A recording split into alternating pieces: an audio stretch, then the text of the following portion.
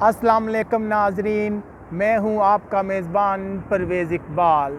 आज के इस वीडियो में हम बात करेंगे इटली में कोरोना वायरस बेकाबू होता जा रहा है। इटली की गवर्नमेंट की जानब से सख्त इक़दामात का ऐलान किया गया है। वो इक़दामात कौन से हैं तफसील के साथ हम आपको बताएंगे, लेकिन सबसे पहले हम आपसे गुजारिश करेंगे कि अगर आपने अभी तक हमारा यूट्यूब चैनल सब्सक्राइब नहीं किया तो फ़ौरन पाकिस्तानी कम्युनिटी इन यूरोप के चैनल को सब्सक्राइब कर लें ताकि आप फेसबुक के अलावा यूट्यूब पर भी हमारी नशरियात सुन सकें।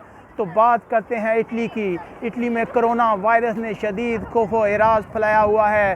हुकूमत ने सख्त इक़दामात का ऐलान किया है। अब तक की इतलात के मुताबिक कोरोना से मुतासरा लोगों की तादाद 120 से ज़ायद हो गई है, जिसकी वजह से इटली की गवर्नमेंट शदीद परेशान है। अगर बात की जाए बहुत से इलाकों की तो उनका राब्ता इटली से मुनक़ता कर दिया गया है। अक्सर इलाकों में ट्रांसपोर्ट को मुकम्मल तौर पर रोक दिया गया है। एक कैटेगरी के फ़ुटबॉल मैच भी मनसूख कर दिए गए हैं। इसके अलावा अगर बात की जाए कैपिटल मिलानो की तो वहाँ पर तकरीबन स्कूलों को एक हफ़्ते के लिए मुकम्मल तौर पर बंद कर दिया गया है। इटली के अंदर जो मुख्तलिफ़ तकरीबात थी उन्हें मनसूख कर दिया गया। इटली में इस वक्त शदीद खौफ एराज पाया जा रहा है। इसके अलावा पाकिस्तानी कम्यूनिटी भी बहुत ज़्यादा इटली में रह रही है, वो भी बहुत ज़्यादा परेशान है इस मामला से।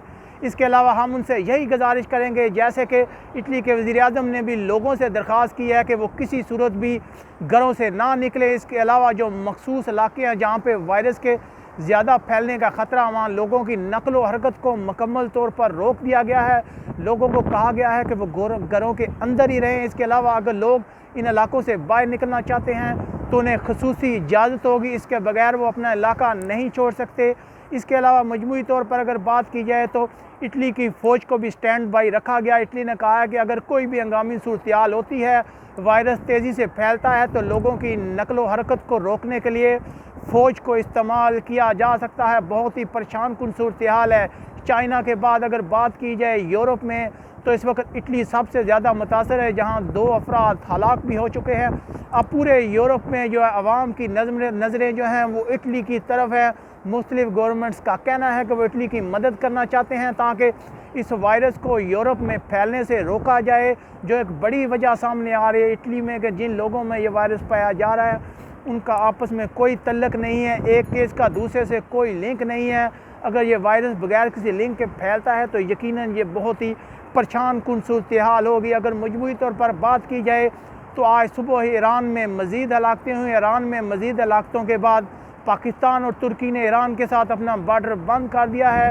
कोरिया में भी इस वायरस ने नई सूरत-ए-हाल इख्तियार की है, जिसके बाद अब पूरे यूरोप में लोग जो हैं नज़रें गाड़े बैठे हैं इटली पर के इटली क्या इक़दामात करता है जिसकी वजह से इस वायरस को रोका जा सके। अब तक की इतलात के मुताबिक इटली इंतहाई सख्त इक़दामात कर रहा है। इटली के अंदर तमाम बड़े इवेंट बंद कर दिए गए। अगले हफ्ते से ऐसे भी इतलात हैं कि तकरीबन पूरे इटली में बच्चों के स्कूलों को भी मखसूस टाइमिंग में बंद कर दिया जाए। यकीनन इटली की कोशिश होगी कि इस वायरस को रोकने से फैला जाए। हम भी यही दुआ करते हैं कि जल्द से जल्द इटली में इस वायरस को काबू किया जाए ताकि जो दूसरे ममालिक है स्पेन, फ्रांस और वो भी इन वायरस से ज़्यादा मुतासर ना हों। जैसे जैसे अहम डेवलपमेंट होगी इस वायरस से मतलब कोई इटली मज़ीद इक़दामात करेगा तो हम आपको फ़ौरन आगाह रखेंगे। हमारे वीडियो को लाइक करना मत भूलिए। अगर आप चाहते हैं कि यूरोप भर से कोई भी अहम डेवलपमेंट हो इमिग्रेंट से रिलेटेड या कोरोना वायरस से मतलब हम आपको आगाह रखें तो हमारे यूट्यूब चैनल को सब्सक्राइब करना मत भूलिएगा। यहाँ बार्सिलोना से हमें इजाज़त दीजिएगा। अल्लाह हाफिज़।